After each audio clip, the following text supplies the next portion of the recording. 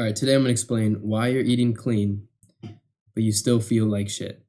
Because this is a very frustrating experience. Like you're locked in on your diet. Everyone else you know is eating junk food, processed foods. You're locked in, but you still don't feel that good. And it doesn't make any sense. Like if you're eating clean, you should have way more energy. Your mental health should be amazing. But for months, I didn't have, high energy, mental clarity, or anything like that because I was making certain key mistakes that I'm going to explain in this video. And once you fix them, your diet, where you're eating clean, will actually work to make you feel fantastic. But eating clean itself does not actually equal results in terms of how you feel, in terms of energy, mental clarity. Because this was me for months, right here. This picture was around, I would say, like a year into trying to fix my diet. And as you can see, I'm just not feeling that good. Like in this picture, around, I would say, September, I was, kind of depressed. I had brain fog. I was low energy. And now I feel so much better in terms of my energy because it's not just eating clean, right? You have to fix certain key things. And the first reason is that your diet is not actually as clean as you think, all right? Because you say you're eating clean, but then you go and eat Chipotle. And I'm probably going to put this in the thumbnail or something because this is a perfect representation of why you still feel like shit. Even though you're eating clean, even though your diet is, clean, you're still eating polyunsaturated fats. All right, so these are things like seed oils. You've heard the seed oil hate, but it's also, things like fish, nuts and seeds, conventionally raised chicken and pork, eggs all have polyunsaturated fat, small amounts. But Chipotle will cook all of their meat in seed oils, all of it. So you're eating a bunch of polyunsaturated fat, which is inflammatory. It is going to basically affect like the mitochondria of your cells. I mean, I'm not a fucking scientist, but mitochondria is the powerhouse of the cell. So you really don't want your cells to be, destroyed from the polyunsaturated fat if you want to feel good. Like that's common sense, right? So you want to get rid of all polyunsaturated fat. Stop eating out at these restaurants that are cooking in seed oils. Be vigilant. This is your number one priority is to lower your PUFA consumption. All right, this is the number one destroyer of energy. It's the reason why everyone in America, in the world, is fat as shit. Has obesity, diabetes, cancer, heart attacks. Everything is basically caused by polyunsaturated fats, and it's the reason you're kind of feeling mid, even though you're supposedly eating clean. You're going to Chipotle because if you look at this bowl and you're like, oh yeah, this is clean, right? Like Chipotle's healthy. Then you're cooked. You're cooked because you don't realize the problems. This bowl also has grains and starches, which a lot of people just don't process as well as the simple natural sugars like the fruit and the honey. The real clean diet is literally just meat, and I'm gonna just tell you this right now. You need to be eating just meat and fruit because then you avoid all of this shit that is in this Chipotle bowl. You would not go to Chipotle. You would cook at home and you would make simple meals with lots of fruit, right? We'll talk about macros in a second, but meat and fruit, and then dairy is you have to avoid dairy if you want, to be basically lean constantly. A lot of people put on fat easier with dairy or they have brain fog. That's me, right? If I eat this cheese right here on this Chipotle bowl, which is casein protein, milk and things have lactose, other problematic, components, but you're just not going to feel optimal if you're eating a bunch of dairy like this, if you're eating a bunch of polyunsaturated fats and grains. This is the problem. This is why you don't feel good on a clean diet, is because you're not actually eating clean. A real clean diet is this right here, meat and fruit. Okay, and number one priority is to avoid polyunsaturated fat. But then, grains and starches like the white rice. Grains, rice, oats, bread, pasta, you probably don't eat most of those. But if you're including rice in your diet, you're still gonna have brain fog. Like if I ate this much rice, I would have terrible brain fog. Dairy, again, it's gonna make me put on fat. Polyunsaturated fat is gonna make you put on fat. These are all gonna be problematic. Starches will help you put on fat, and you want to be lean. You want to be lean for optimal testosterone. If you're sitting down right now, reach down around your stomach and just feel around your stomach. Do you have like a roll of fat right now? I have a little bit. I'm not gonna lie. I'm not 10 to 12% body fat, but you need to be 10 to 12% body fat if you want high energy, high testosterone. You just want to feel really good. You have to get here. And all three of these things in this Chipotle bowl are preventing you from getting to this body fat percentage right here. Okay? That's the first main thing. And I'm going to put this in the thumbnail because that shit is like, holy shit. This is atrocious if you're eating this. regularly. Now, the second reason, and this is maybe even more important, is that you're eating clean. Maybe you're just eating like meat and fruit. You're eating like an animal-based diet or like a paleo type of diet, but your macros are completely cooked, completely. Because if you eat too much protein, like these are my macros from around September or so. So not that long ago, not that long. This is my macros for when this picture was taken, right? And this is when I kind of felt like shit. So this is why, all right? Because when you eat too much protein, when you're eating 170 grams of protein, this is like 1 gram of protein per pound of body weight. You've been sold on that propaganda. Basically, you don't need that much protein, because if you eat too much, your body starts using it for fuel, which raises stress hormones. Glucagon goes up. Your thyroid, which you want to optimize. Your thyroid is basically, it's in your fucking neck right here. Like this is you. This is your thyroid, and it's the engine of your body. It is your metabolism. You hear people say metabolism, but it's way more than that. It is literally determining how you feel. It is determining your energy during the day, your testosterone. It's determining everything. Okay, and you need to optimize it by eating less protein. I was eating way too much protein.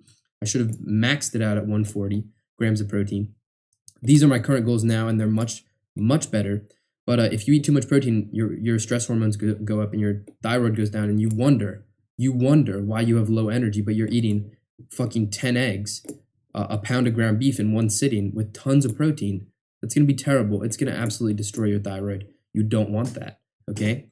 You want a 2-to-1 carb to protein ratio. This is going to be the best diet advice you ever hear.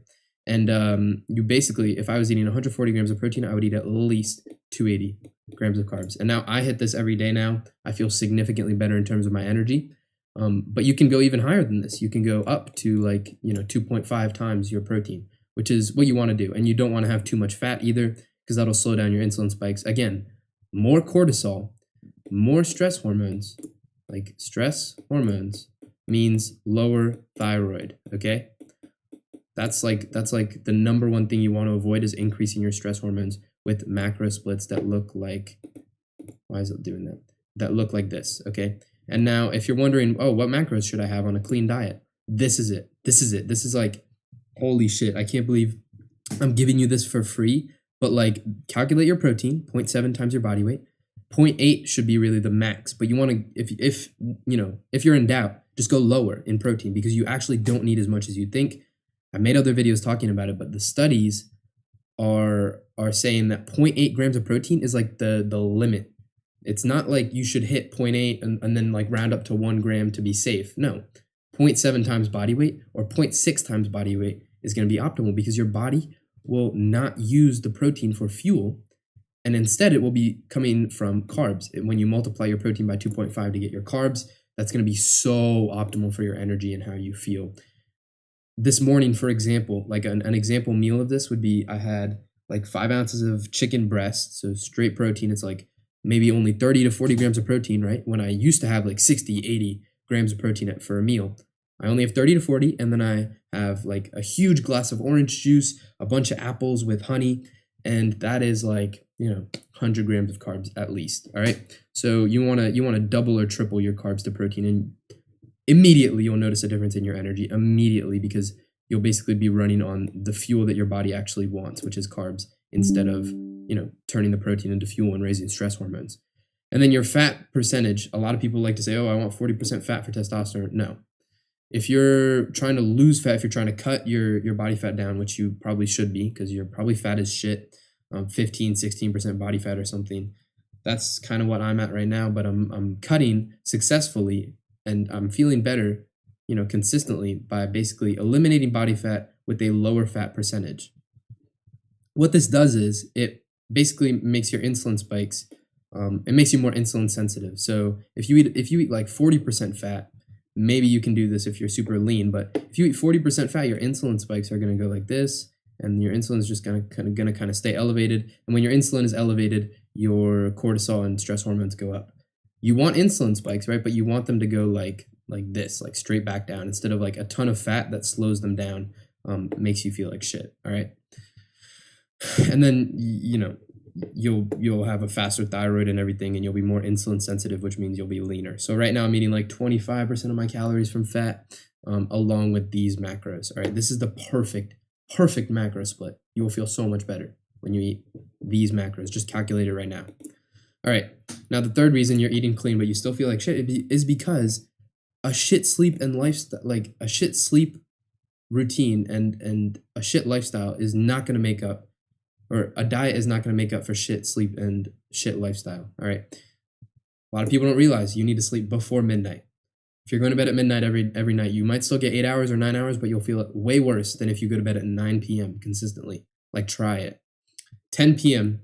should be the latest you ever go to sleep, but ideally you pick a bedtime. My bedtime is like 9:30, and then you consistently go to bed before 10 p.m. at that bedtime. You will feel so much better because this window of time, this deep sleep, releases testosterone. All right? Crazy. If you want higher testosterone and you want higher energy, you want to feel better, sleep earlier. You will also have better brain function. Your brain repairs itself. You'll probably have lower cortisol. You'll just feel so much better. So much better. And your muscle growth actually increases during this window. So if you're trying to, progress in the gym, build muscle and everything, which you should be, right? You want to get this pre-midnight deep sleep. A caveman, if you think about it, back in the day, always went to bed early. So we evolved to go to bed early. We evolved to get our deepest sleep in this pre-midnight window. He couldn't stay up late. He didn't have electricity, right? So when the sun set at like 6 p.m. every single night near the equator, he had to go to sleep every single night. You also need to get 10,000 steps. If you're sedentary, you're going to feel terrible. Never, there's a Nietzsche quote. He says, he's a philosopher. It sounds sophisticated when I say this shit, but he said, never trust a thought that you don't have while walking.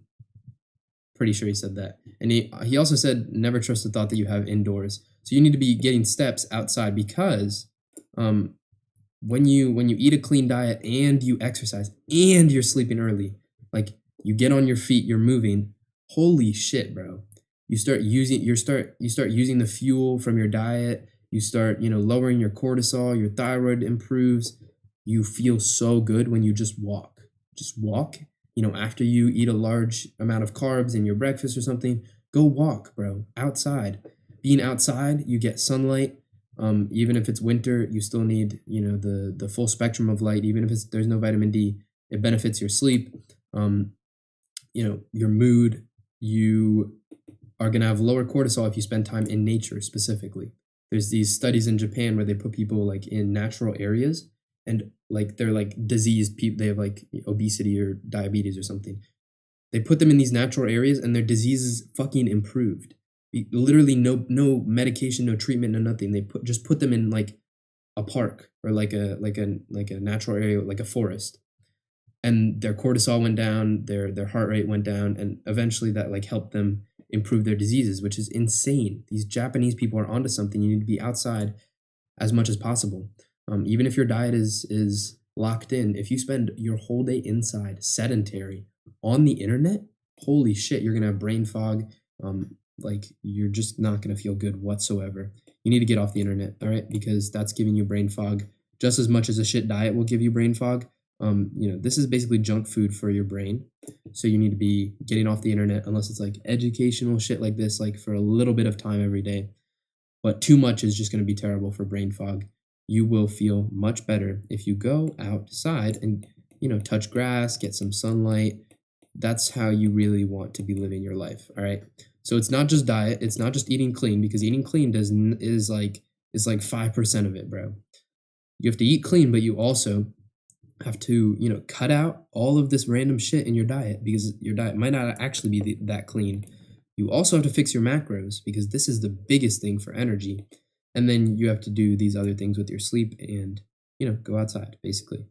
All right, that's it. So, actually, this last slide, lock in. All right. Thanks for watching, guys. Hopefully that helps you. You feel significantly better if you do the things I have told you to do. You just will. You'll just feel fantastic in terms of energy. Yeah. Thanks for watching.